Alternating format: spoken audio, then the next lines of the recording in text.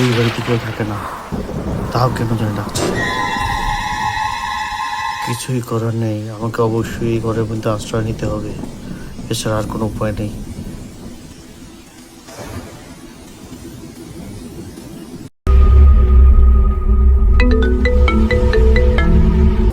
তুমি ঠিক সময়ে এসেছো। তোমাকে আমার ভুবনে স্বাগত।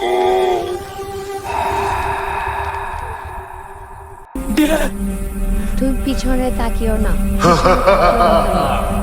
তুমি পিছনে তাকাও, আমি আছি। আমার কথা শোনো প্লিজ, আমার কথা শোনো।